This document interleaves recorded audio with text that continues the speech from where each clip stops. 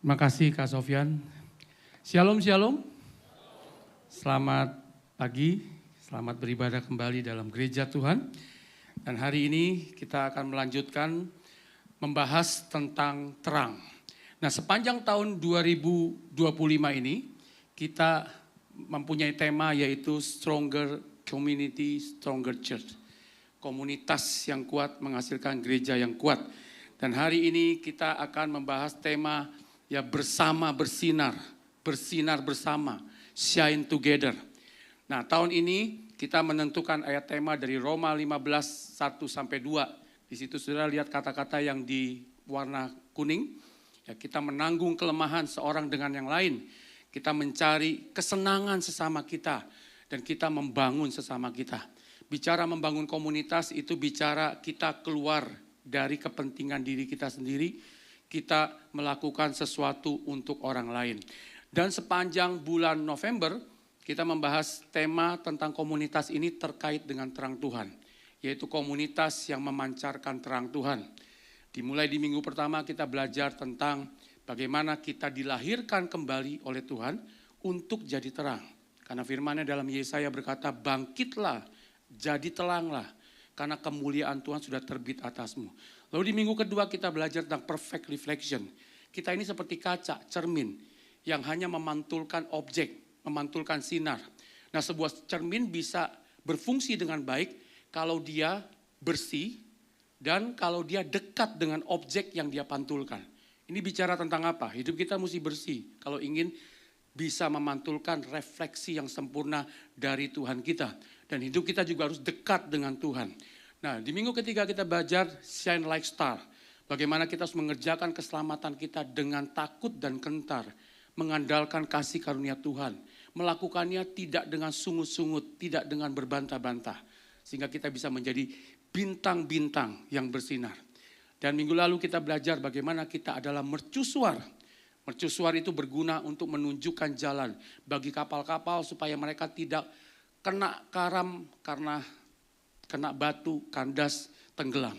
Dan hidup kita juga seperti itu, menunjukkan jalan bagi orang-orang berdosa yang ada di dunia ini. Hari ini kita akan tiba di bagian terakhir dari rangkaian tema kita, Stronger Community, Stronger Church.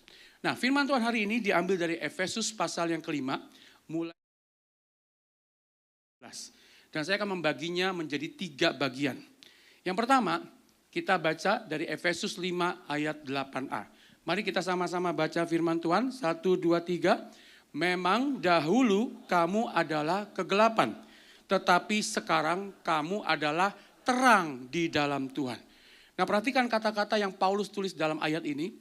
Tidak dikatakan memang dahulu kamu di dalam kegelapan. Tapi dikatakan kamu dahulu adalah kegelapan. Nah, waktu saya merenungkan ayat ini, luar biasa sekali. Rupanya kegelapan itu bukan berasal dari luar. Karena kita ada di tempat yang gelap, kita jadi gelap. Bukan seperti itu. Selama ini kita seringkali berpikir lingkungan yang mempengaruhi saya. Gara-gara istri saya sih, makanya saya jadi marah-marah terus. Gara-gara bos saya di kantor, makanya saya jadi begini. Kita selalu menyalahkan lingkungan. Lingkungannya gelap, makanya saya jadi gelap. Firman Tuhan gak katakan gitu. Firman Tuhan katakan kamu adalah. Adalah artinya identitas kamu itu gelap. Bukan kamu di dalam gelap, maka kamu jadi gelap. Tapi kamu adalah kegelapan itu sendiri. Nah, saya memberikan judul untuk bagian yang pertama ini, From Darkness to Light. Dari gelap menjadi terang. Nah, kegelapan di sini menggunakan kata skotos dalam bahasa Yunaninya. Secara harfiah, skotos atau kegelapan ini artinya seperti sebuah bola atau bidang di mana terang tidak ada. Jadi bayangkan ada sebuah bola kaca yang semuanya gelap. Tidak ada setitik terang pun dalam bola yang gelap itu, bola yang hitam itu. Nah, istilah ini digunakan untuk menggambarkan dosa, menggambarkan pemberontakan, kekacauan dalam hidup kita, kematian, dan keterpisahan kita dengan Allah. Dan firman Tuhan katakan semua orang sudah berdosa dan telah kehilangan kemuliaan Allah. Apa kemuliaan Allah? Terang Allah. Jadi ketika Adam dan Hawa jatuh dalam dosa, kita semua generasi yang diturunkan dari Adam dan Hawa itu sudah menjadi gelap. Nature kita, sifat kita, natur kita itu gelap, berdosa. Identitas kita, esensi kita gelap. Jadi bukan lingkungan yang membuat kita jadi gelap. Kamu adalah gelap. Natur kamu, sifat kamu gelap. Nah, saya memberikan ilustrasi seperti sebuah kayu arang. Nah, ini bukan kayu arang, ini kayu biasa. Tapi bayangkan saudara, kayu biasa ini sudah jadi arang. Nah, itulah hidup kita. Dosa itu bukan dari luar. Tapi kayu ini arang. Gelapnya itu dari dasarnya diri dia sendiri. Bukan kayu ini kena kecipratan noda tinta hitam. Tapi dia gelap dari dirinya sendiri, kayu arang itu. Dan kayu arang yang gelap itu nggak ada gunanya. Karena dipakai buat pukul sesuatu, dia rapuh. Dia nggak punya kekuatan. Untuk menopang sesuatu nggak bisa. Nggak ada gunanya, useless. Nah, itulah hidup kita. Ketika gelap. Ketika adalah gelap. Dan firman Tuhan katakan bahwa demikianlah aku dapat dihukum ini. Jika aku menghendaki berbuat apa yang baik, yang jahat itu ada padaku. Nah, itulah kayu arang. Gelap dari dalam. Gak ada keinginan sama sekali dari kita untuk bisa berbuat baik. Di luar Tuhan. Kita adalah kegelapan. Ya. Dan kegelapan di sini mempunyai dua arti. Yang pertama, kita darkness of ignorance. Kegelapan itu membuat kita jadi bodoh. Jadi tidak tahu apa-apa. Ya. Dan ini mengandung pengertian hati kita jadi bodoh. Ya, Roma 1 ayat 21 bicara tentang hati yang bodoh itu hati yang tidak tahu bersyukur kepada Allah. Hati yang tidak tahu memuliakan Allah. Allah sudah berbuat baik kepada kita, memberikan kehidupan kepada kita, memberikan pekerjaan. Tapi kita gak pernah bersyukur. Kita selalu lihat kurangnya dari hidup ini. Gak pernah bisa lihat sedikit pun kebaikan yang sudah Tuhan berikan kepada hidup kita dengan berlimpah. Itu hati yang bodoh. Lalu yang kedua adalah pikirannya buta. 2 Korintus 4 ayat 4 menjelaskan pikiran yang buta. Buta karena apa? Buta karena ilah zaman ini, berhala zaman ini. Kita dibutakan oleh kenikmatan dunia ini. Kita dibutakan oleh kekuasaan. Kita dibutakan oleh kenyamanan hidup ini. Sehingga akhirnya kita gak bisa melihat cahaya Injil. Kita gak bisa percaya kepada Tuhan. Darkness of ignorance dialami oleh orang yang gelap. Nah, pertanyaannya saudara, masih gelap atau sudah terang? Tanya pada teman di sampingmu, kamu masih arang bukan? Hari ini kamu arang atau apa? Ya. Nah, yang kedua adalah darkness of immorality. Ya, bukan cuma bodoh, bukan cuma nggak tahu, tapi kelakuan kita bejat, immoral. Hidup dalam dosa. Dan di dalam Roma 1 ayat 24 sampai 32 itu digambarkan perbuatan dosa apa yang kita lakukan sebagai orang gelap. Hidup kita penuh dengan kejahatan, penuh dengan keserakahan, penuh dengan kebusukan, penuh dengan dengki, iri hati, perselisihan, tipu muslihat, kefasikan. Kita menjadi orang yang membenci Allah, menjadi orang yang kurang ajar, sombong, tidak taat kepada orang tua, tidak setia, tidak punya belas kasihan. Itulah darkness of immorality yang ada ketika kita adalah gelap. Dan kita dikuasai terus oleh hawa nafsu. Kita hanya ingin memuaskan keinginan daging kita. Dan saya mau katakan seperti ini. Kayu arang ini nggak bisa jadi kembali putih atau bersih dengan dicuci. Amin. Saudara punya kayu arang, apakah bisa hitamnya hilang kalau saudara cuci? Nggak bisa. Karena hitamnya itu bukan noda. Hitam dari dirinya sendiri. Maka perbuatan baik kita nggak bisa menyelamatkan kita. Perbuatan baik kita nggak bisa mengubah gelap jadi terang. Kayu arang ini nggak bisa hilang gelapnya dengan cara kita sikat. Wah, kita sikat supaya gelapnya hilang. Makin disikat makin hancur. Itulah sebabnya firman Tuhan katakan kita ini orang najis. Dan perbuatan baik kesalehan kita itu seperti kain kotor. Nggak bisa membuat kegelapan itu berubah jadi terang. Nggak bisa, saudara. Hanya ada satu cara. Kayu arang ini bisa bermanfaat. Ketika dia ketemu dengan terang. Dia dibakar. Dia terhubung, terkoneksi dengan terang. Dan dia jadi obor untuk menerangi lingkungan sekitar. Itulah hidup kita. Ketika kita ketemu dengan Yesus. Dan anugerahnya terjadi dalam hidup kita. Perubahan dari gelap jadi terang. Hanya datang dari kuasa Allah. Dalam kelahiran baru. Perbuatan baik tidak bisa mengubah gelap yang ada dalam diri kita. Jadi terang. Menjadi terang artinya kita dikuasai, dirembesi, diresapi oleh kebenaran. Oleh Kristus sang terang itu. Sehingga kebenaran itu, terang Allah itu mencerahkan kita dan memancar lewat hidup kita. Dan perhatikan, Paulus katakan, kamu adalah terang di dalam Tuhan. Untuk jadi gelap enggak perlu ada kondisi.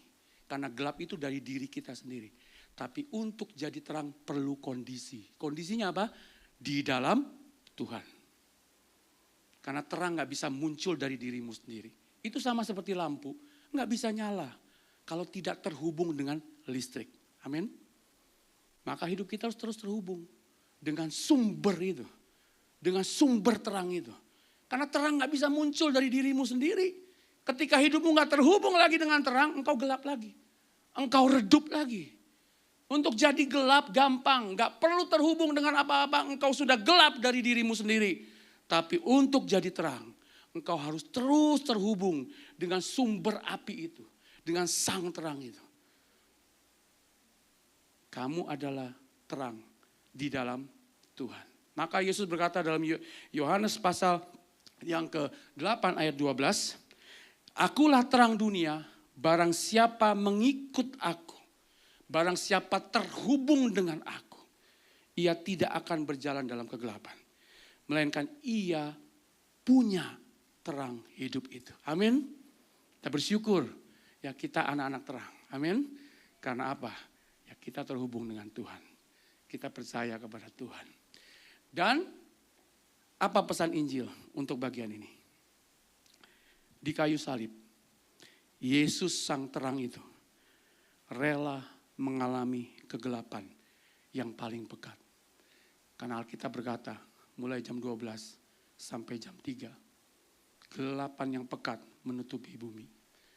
Yesus sang terang rela mengalami kegelapan yang paling pekat. Untuk apa? Supaya kita yang percaya kepadanya menerima terangnya. Dan di kayu salib, melalui kematiannya, Yesus sang terang rela masuk ke tempat yang paling gelap. Ke dalam maut. Supaya kita yang percaya kepadanya tidak tinggal di dalam kegelapan lagi. Itulah kasih karunia. Engkau ada di dalam terang karena kasih karunia. Karena Yesus sang terang itu rela mengalami kegelapan supaya kita bisa menerima terangnya. Nah, kita masuk ke bagian berikutnya yang kedua. Kita baca ayat Efesus 5 ayat 8b sampai 10. Sama-sama kita baca 1, 2, 3. Sebab itu hiduplah sebagai anak-anak terang. Karena terang hanya berbuahkan kebaikan dan keadilan dan kebenaran. Dan ujilah apa yang berkenan kepada Tuhan. Jadi saudara, identitas kita sekarang sudah menjadi anak terang. Nah, saya mau memberikan judul di bagian yang ketiga ini adalah fruit of light. Ya, berbuahkan terang, ya. Nah, kita sudah jadi anak terang. Nah, kita sudah memiliki identitas yang baru. Identitas yang baru menuntut kita untuk memiliki gaya hidup yang baru. Kalau kita sudah menjadi anak terang, maka hidup kita juga harus berbuahkan terang. Tidak berbuahkan kegelapan lagi. Nah, saudara perhatikan dalam firman Tuhan, selalu indikatif mendahului imperatif. Apa itu indikatif? Indikatif itu adalah sebuah deklarasi, sebuah pernyataan, sebuah fakta. Ya. Nah, imperatif adalah sebuah perintah. Ya. Jadi fakta selalu mendahului perintah. Siapa kita selalu mendahului apa yang kita lakukan. Being selalu mendahului doing. Itu kebenaran firman Tuhan selalu seperti itu. Nanti saya berikan contohnya. Ya, jadi bukan apa yang kita lakukan dulu baru membuat kita jadi siapa. Keselamatan kan nggak seperti itu kan. Kita nggak berbuat baik jadi selamat. Tapi kita selamat dulu, ya kita being dulu, baru kita berbuat baik. Itu prinsip umum dalam Alkitab. Saya berikan beberapa contoh. Kamu adalah bangsa yang kudus, imamat yang rajani, umat pilihan Allah. Itu indikatif, being, identitas. Nah, ada tugas supaya memberitakan terangnya. Itu imperatif, perintah, doingnya. Contoh lain, kita ini buatan Allah, diciptakan dalam Kristus. Itu indikatif, being. Identitas kita. Supaya apa? Melakukan pekerjaan baik. Perintah imperatif. Jadi rupanya Alkitab ngajarin kita prinsipnya itu status mendahului tugas. Bukan tugas dulu, bukan buktiin dulu dirimu bisa, baru kamu dapat jabatan, baru kamu dapat status. Itu Alkitab ternyata nggak seperti itu ya. Status dulu, diubahkan dulu, baru kamu bisa lakukan sesuatu. Nah, jadi karena status kita, identitas kita sekarang anak terang, kita bisa berbuahkan terang. Nah, hidup sebagai anak terang itu artinya hidup yang koram deo. Hidup yang memiliki kesadaran terus akan Tuhan, terhubung terus dengan Tuhan. Dan hidup koram deo itu artinya adalah hidup di hadapan hadirat Tuhan. Hidup di bawah pemerintahan Tuhan. Dan hidup untuk kemuliaan Tuhan. Itu koram deo. Dan itu hanya bisa dilakukan oleh kita yang sudah diubahkan dari gelap menjadi terang. Untuk itu kita harus menguji terus pikiran, perkataan, tindakan kita. Apakah berkenan, menyenangkan Tuhan, memuliakan Tuhan. Nah, Paulus mengatakan terang itu berbuahkan yang pertama kebaikan. Bahasa Yunaninya memakai kata agatosune, kebaikan, ya, goodness. Nah, apa arti kebaikan di sini? Kebaikan artinya baik hati, kebaikan yang aktif, artinya kita berinisiatif ya untuk lakukan sesuatu buat orang lain, nggak pasif, nggak nunggu, tapi kita selalu mudah tergerak ketika melihat orang yang membutuhkan pertolongan, bantuan kita mudah mengulurkan tangan kita. Artinya juga ini adalah kemurahan hati, memberi manfaat kepada orang lain, mengutamakan kesejahteraan orang lain, dan berkorban untuk orang lain. Kebaikan yang tertinggi itu dibuktikan lewat pengorbanan kita kepada orang lain. Bukankah itu yang merupakan ciri daripada terang? Kalau saudara menyalakan lilin di rumah karena mati lampu, ruangan yang gelap jadi terang. Karena cahaya sinar dari lilin. Tapi apa yang terjadi dengan lilin itu? Lama-lama dia meleleh, dan akhirnya habis. Itu bicara sacrifice, pengorbanan. Ya. Jadi anak terang selalu rela untuk mengorbankan dirinya buat orang lain. Filipi 4 ayat 5 berkata, hendaklah kebaikan hatimu diketahui semua orang. Dalam terjemahan yang lain dikatakan, biarlah semua orang melihat bahwa apapun yang saudara lakukan, saudara tidak mementingkan diri sendiri. Itulah kebaikan. Tidak fokus kepada diri sendiri, tapi kepada orang lain. Dan itu buah terang. Nah, coba kita periksa hidup kita. Apakah hidup kita penuh dengan kebaikan? Manfaat buat orang lain. Nah, yang kedua, saudara, righteousness.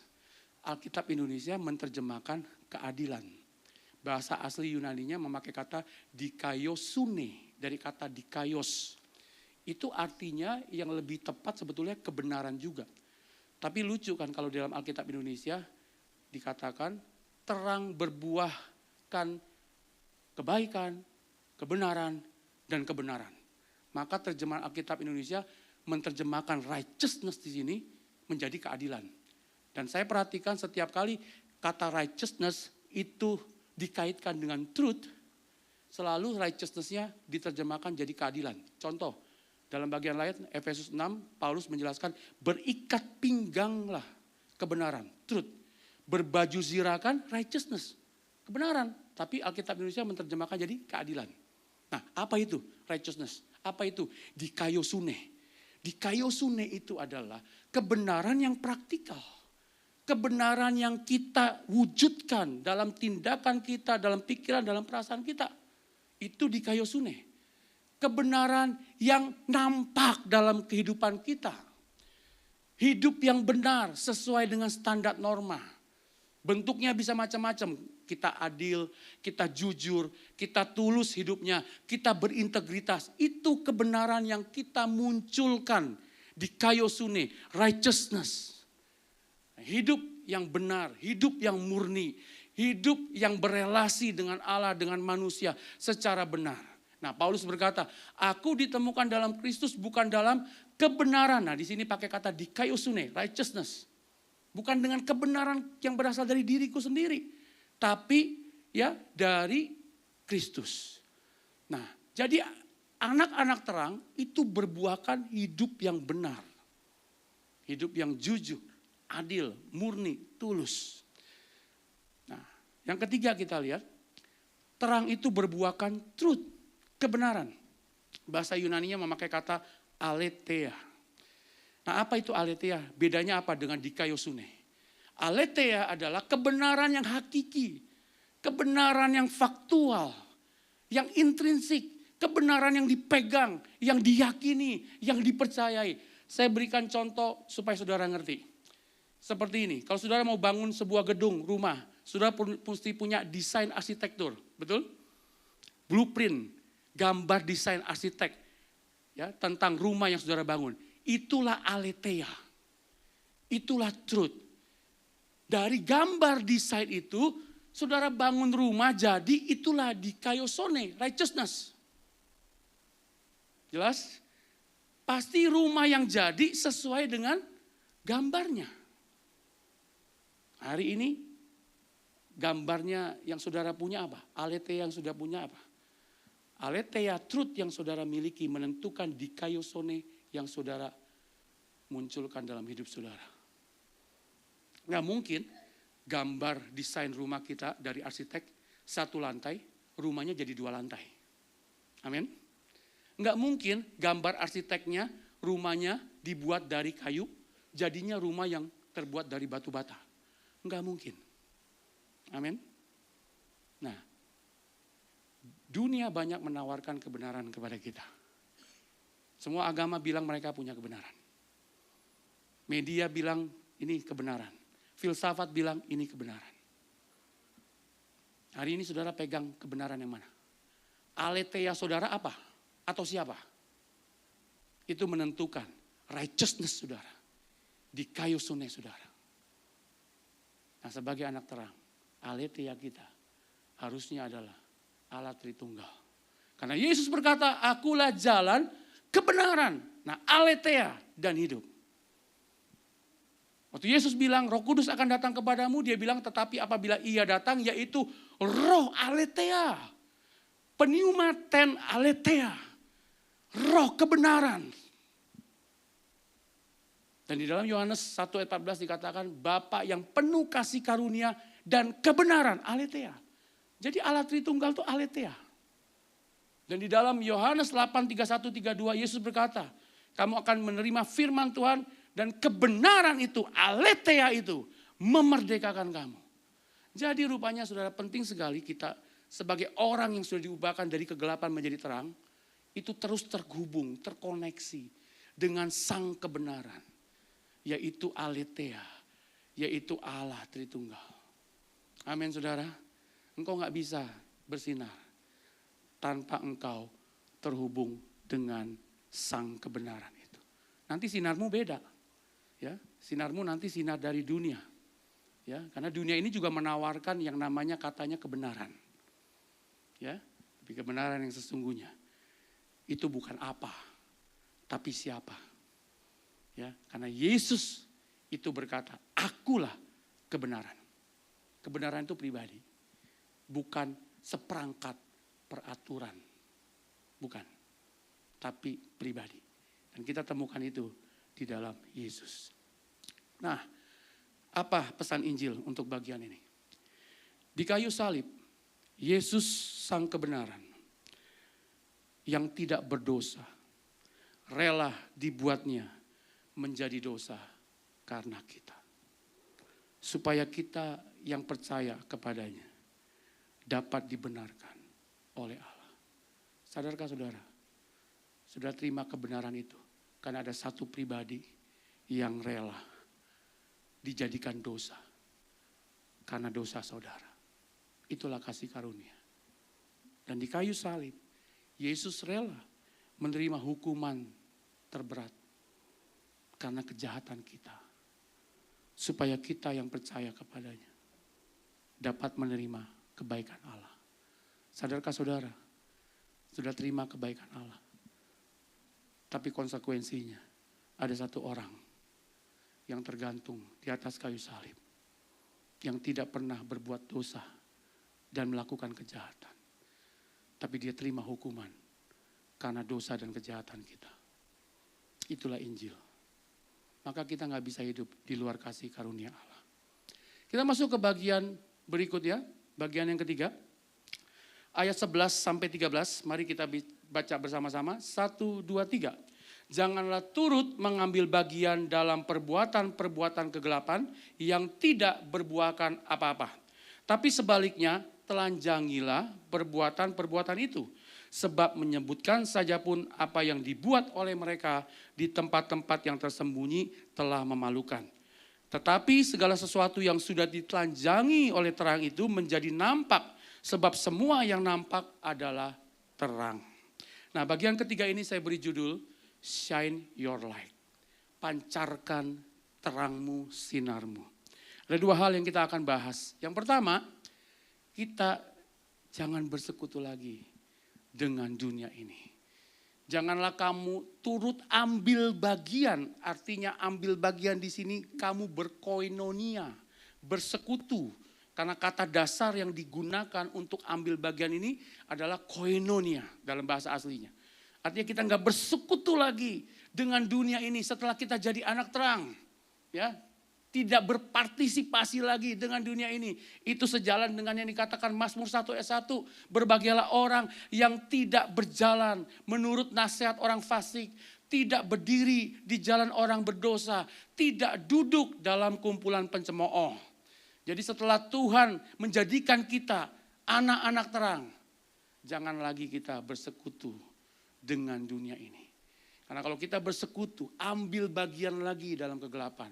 Maka terang itu akan redup dan mati. Karena apa? Karena dua hal ini bisa membuat terang kita redup dan mati. Yang pertama, ketidakmurnian. Nah, berapa banyak saudara yang tahu alat benda yang namanya petromak? Nah, ini menentukan generasinya hidup di zaman apa, ya. Petromak, ya. Nah, dulu kita akrab sekali ya dengan benda itu ketika listrik masih jarang, ya. Nah, jadi orang mau mendapatkan sinar di rumah, mereka nyalakan petromak. Petromak bisa menyala karena kita isi dengan minyak tanah mungkin ya, minyak tanah. Ya, spiritus. Nah, spiritus ya. Nah, ada sumbunya dan kita mesti ya kasih itu korek api ya, nyala api kepada sumbu itu sehingga sumbu itu menyala. Nah, gimana kalau seandainya petromak saudara yang harusnya diisi spiritus atau minyak itu saudara campur dengan air? Mungkin air kan gratis ya, lebih murah deh. Kayak bensin sekarang mungkin kita campur aja dengan air. Ya, pom bensin yang nakal ya mungkin ya campur dengan air sehingga akhirnya mesin jadi mogok. Nah, kalau saudara campur petromak itu, minyak spiritusnya dengan air, ya lama-lama terangnya redup, mati saudara. Ini bicara ketidakmurnian. Bicara tentang kompromi dengan dosa. Dan itu terjadi di jemaat Pergamus. Ketika mereka kompromi dengan orang-orang yang seperti Bileam. Ya, kompromi dengan dosa lagi. Ikut-ikutan lagi dengan perbuatan dosa. Nah, yang kedua saudara, kekotoran. Kotoran juga bisa membuat terang kita redup mati. Bagaimana seandainya petromak itu kan sumbunya harus dibersihin terus ya. Karena ketika kita nyalain dia pasti ya hasil dari pembakaran itu ada kotoran ya kan, mesti dibersihin gitu kan. Nah, karena kalau nggak dibersihin terangnya nggak bisa cahaya. Nah, ini bicara soal kenajisan, kesesatan, kedagingan yang bisa membuat terang dalam hidup kita menjadi redup dan mati. Dan itu terjadi di jemaat Tiatira. Ketika mereka membiarkan roh Isabel itu ya menajiskan mereka. Nah saudara, jadi ketika kita sudah jadi anak Tuhan, ya penting sekali kita tidak bersekutu lagi dengan dunia. Tapi nggak berhenti di situ, karena Paulus bilang, telanjangilah perbuatan-perbuatan itu. Nah gimana kita bisa menelanjangi perbuatan? Gimana bisa terang itu katanya membuat segalanya jadi nampak? Ya kalau dia ada dalam kegelapan. Nggak mungkin kita nyalakan senter di tempat terang seperti ini. Senter dibutuhkan ketika kita ada di tempat yang gelap, ketika lampunya mati. Nah, artinya apa? Yang kedua, selain kita nggak boleh bersekutu, tapi kita juga nggak boleh menghindar dari dunia. Karena kalau saudara menghindar dari dunia, saudara nggak bisa menelanjangi perbuatan-perbuatan gelap itu. Saudara nggak bisa bermanfaat. Amin. Jadi nggak bisa bersekutu, tapi nggak boleh menghindar. Nah orang Kristen hidup di dua tension, dua ketegangan ini. Tidak boleh bersekutu, tapi nggak boleh juga menghindar. Itulah seninya jadi orang Kristen. Hidup di antara kedua tegangan itu. Ya. Nah, karena gini, kalau saudara nyalakan lilin, lalu saudara tutup lilin itu dengan toples kaca, apa yang terjadi? Mati. Nggak ada oksigen lagi. Jadi kalau saudara punya terang tapi sudah sembunyi aja, nggak mau tercemar. Gue nggak mau kerja deh, gue nggak mau sekolah, gue nggak mau bisnis deh. Nanti gue tercemar dengan dosa. Saudara nggak bermanfaat. Dan itu bukan maksud Tuhan, mengubah kita dari gelap menjadi terang. Karena Yesus berkata, janganlah terang itu kalian sembunyikan. Melainkan hendaklah, biarkanlah terang itu bercahaya bagi semua orang. Biarlah semua orang melihat kalian berbuat baik. Sehingga mereka akan memuji Bapa kalian yang di surga. Nah, dua hal yang bisa kita lakukan melalui terang yang kita miliki. Ya, yang pertama menyingkapkan keadaan. Kalau ada terang, kita bisa tahu mana yang kotor yang mesti dibersihkan. Mana ada sampah yang mesti dipungut, dibuang ke tong sampah. Kalau ada terang, kita bisa tahu mana kursi yang gak teratur. Yang kita bisa buat jadi lebih rapi. Hidup kita perlu terang. Dunia perlu terang. Marketplace perlu terang.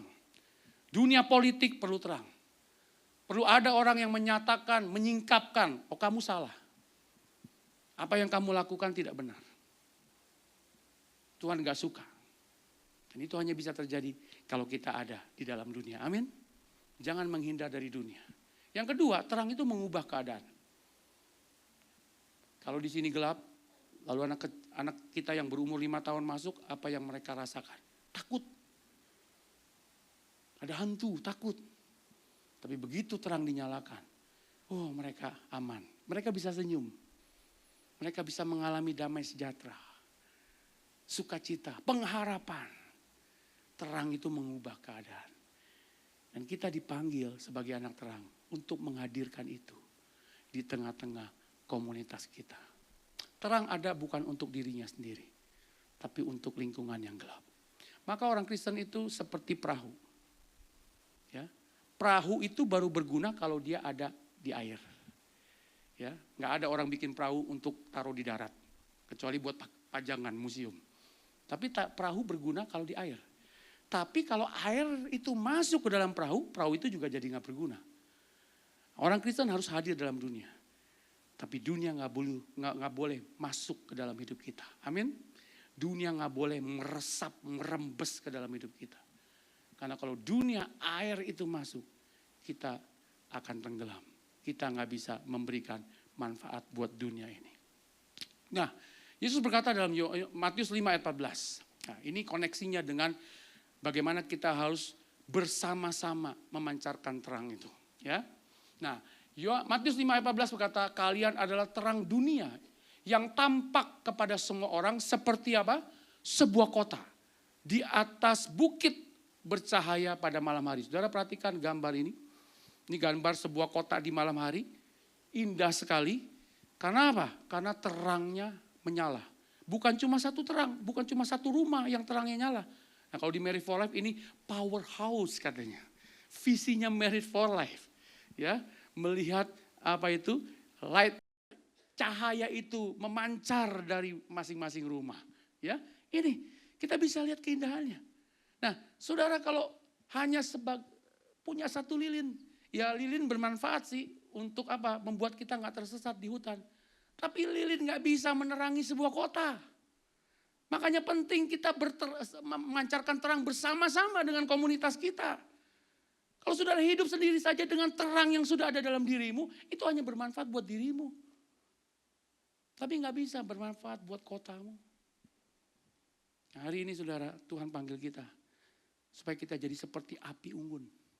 Kayu-kayu arang yang sudah disentuh oleh cahaya api itu. Berkumpul bersama. Menjadi sebuah api unggun. Yang bisa memberikan kehangatan. Dan cahaya. Buat lingkungan yang gelap dan dingin. Nah itulah. Shine together in the darkness. Dan Alkitab memberikan contoh. Ada 4 orang pemuda yang hidup di kerajaan yang gelap. Kerajaan Babel. Daniel, Sadrak, Mesak, Abednego. Mereka hidup. Mereka punya terang Tuhan. Tapi mereka harus tinggal. Dibuang di kerajaan yang gelap. Tapi mereka berkomitmen untuk memancarkan terang mereka bersama-sama. Dan apa yang terjadi? Raja Nebukadnezar sampai kagum kepada Allahnya Daniel. Allahnya Sadrak, Mesak, Abednego. Yang mampu melepaskan mereka dari dapur perapian. Dari goa yang ada singanya. Nah hari ini mau gak saudara? Orang-orang di sekitarmu kagum dengan hidupmu. Ya, karena engkau memancarkan terangmu di dalam komunitasmu. Bersama-sama dengan saudara seiman yang lain. Dan akhirnya mereka bisa dibawa untuk percaya kepada Tuhan. Apa pesan Injil untuk bagian ini? Yang pertama, dalam inkarnasinya, Yesus berinteraksi dengan orang-orang berdosa. Ya, dia makan dengan pemungut cukai. Dia berbicara, ngobrol dengan perempuan Samaria yang berdosa. Dalam inkarnasinya, Yesus gak menghindar dari dunia. Dia berinteraksi dengan orang berdosa. Bukan untuk berkompromi dengan dosa mereka. Bukan untuk ikut-ikutan melakukan dosa seperti yang mereka buat. Tapi untuk membawa mereka kepada pertobatan. Dalam inkarnasinya, Yesus berinteraksi dengan orang-orang yang mengalami kerapuhan hidup. Sedang hilang harapan. Sakit keras. Anaknya meninggal. Yesus berinteraksi dengan orang-orang seperti itu. Bukan untuk sekedar menunjukkan rasa simpati kepada mereka. Tapi untuk memberikan pertolongan kepada mereka. Dalam inkarnasinya, Yesus juga berinteraksi dengan orang-orang yang merasa dirinya benar. Orang-orang Farisi, ahli Taurat. Bukan untuk memvalidasi, membenarkan perasaan mereka yang salah itu. Tapi untuk menegur kemunafikan mereka. Hari ini dunia membutuhkan kita, anak-anak terang, bersinar bersama-sama kepada orang-orang yang berdosa. Sehingga mereka bisa bertobat. Kepada orang-orang yang sedang mengalami kerapuhan hidup. Sakit di rumah sakit. Mengalami masalah ekonomi. Masalah pernikahan. Supaya mereka mengalami pemulihan. Berikan pertolongan kita kepada mereka seperti yang Yesus lakukan. Hari ini dunia memerlukan orang-orang yang berani menyatakan kebenaran. Kamu salah, kamu harus bertobat, kamu sombong, kamu merasa diri benar, tapi padahal tidak. Maukah saudara hari ini yang mendengar firman Tuhan berkata, ya Tuhan, aku mau Tuhan, aku mau jadi terangmu untuk menyinari dunia yang gelap ini. Ayat terakhir, saya minta pemain musik mungkin bisa bantu. Itulah sebabnya dikatakan, mari baca sama-sama, 1, 2, 3. Bangunlah hai kamu yang tidur dan bangkitlah dari antara orang mati. Kristus akan bercahaya atas kamu. Hari ini kalau ada di antara saudara yang terangmu sudah mati. Tuhan katakan bangkit, bangkit. Ya. Mulai terhubung kembali dengan sang terang itu. sang kebenaran itu. Hari ini, kalau engkau datang dengan kondisi terangmu mulai redup, karena hidupmu gak murni lagi, hidupmu kotor. Hari ini Tuhan katakan, bangun, sadarlah, dan mulai pancarkan kembali terangmu itu. Reflektif untuk khotbah hari ini. Mari sama-sama kita periksa. Apakah kondisi hidup saya saat ini gelap atau terang? Apakah yang membuat saya sulit untuk hidup sebagai anak terang?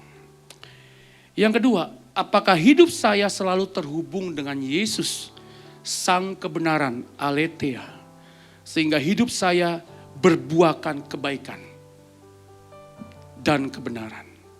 Apakah yang membuat saya sulit untuk selalu terhubung dengan Yesus sang kebenaran? Dan yang ketiga, apakah saya cenderung bersekutu dengan dunia atau menghindar dari dunia? Apakah yang dapat saya teladani dari kehidupan Yesus untuk terus memancarkan terang Kristus di dunia ini tanpa terkontaminasi dengan kegelapannya? Mari sama-sama kita bangkit berdiri. Kita minta kasih karunia Tuhan supaya kita bisa memancarkan terang yang sudah ada dalam diri kita. Karena kita hidup di dalam Tuhan, kita terhubung dengan Tuhan. Memancarkannya bukan seorang diri, tapi memancarkannya bersama-sama dengan sesama saudara seiman yang lain. Mari kalau saudara engkau datang dengan suami dan istri, engkau bisa pegang tangan suamimu atau istrimu. Biarkan terangmu sebagai couples, sebagai suami dan istri memancar di dalam keluargamu, di dalam pekerjaan bisnismu, di dalam lingkungan masyarakatmu. Kalau engkau yang duduk berdekatan dengan komselmu, kau bisa saling bergandengan tangan juga. Ya, dan berdoa biarlah terang dari komselmu itu memancar di lingkungan sekitar komselmu. Sehingga seluruh Jakarta Utara ini, di mana kita berada, seluruh Jakarta ini bisa juga yang mengalami terang Tuhan. Kota yang di atas gunung itu, kalau ada terang, dia tidak akan tersembunyi. Karena terang itu akan memancar dari kota itu. Terima kasih Tuhan buat firman-Mu. Mari kita nyanyikan pujian ini sebagai komitmen kita. Tuhan, inilah hidupku. Ku serahkan padamu segala cita-citaku, masa depanku menjadi milik-Mu.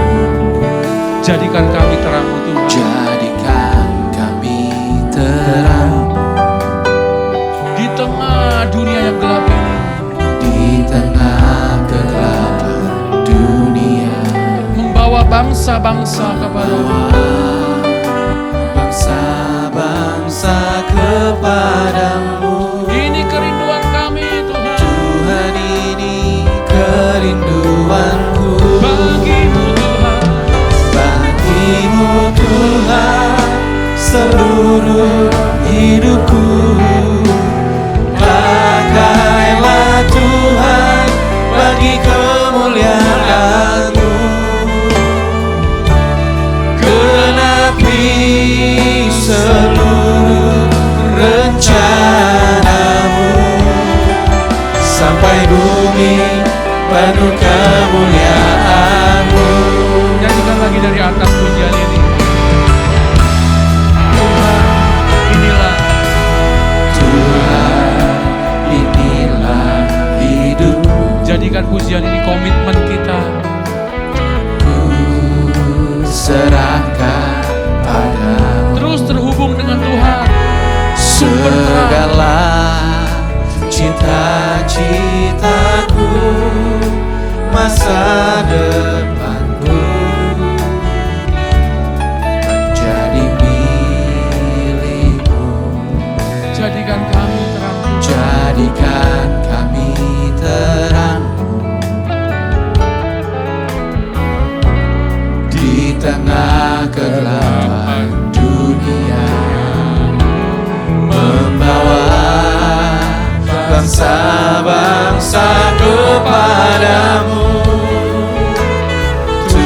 Tuhan ini kerinduan Angkat tangan kita. bagimu Tuhan seluruh hidupku. Pakailah Tuhan demi kemuliaan-Mu. Genapi seluruh rencana-Mu sampai bumi penuh kemuliaan-Mu. Bagimu Tuhan seluruh hidupku. Pakailah Tuhan bagi kemuliaan-Mu. Genapi seluruh rencana-Mu sampai bumi penuh kemuliaan-Mu. Rencana Tuhan dalam hidup kita adalah supaya kita berbuahkan terang. Amin. Berbuahkan kebaikan, berbuahkan kebenaran. Dan itu hanya bisa kita lakukan ketika kita terus terhubung dengan sang terang itu, dengan sang kebenaran itu, dengan Yesus, dengan firman Tuhan. Nah, hari ini saya mau berdoa buat saudara yang berkata, Tuhan, terang yang ada dalam diriku hari ini mulai redup. Mungkin karena ada ketidakmurnian, mungkin karena ada kotoran yang ada dalam hidupmu. Tapi ketika engkau dengar firman Tuhan hari ini, Tuhan, aku mau kembali bangun. Aku mau kembali bangkit dan bersinar menjadi terang. Karena aku sekarang bukan areng lagi yang tidak berguna.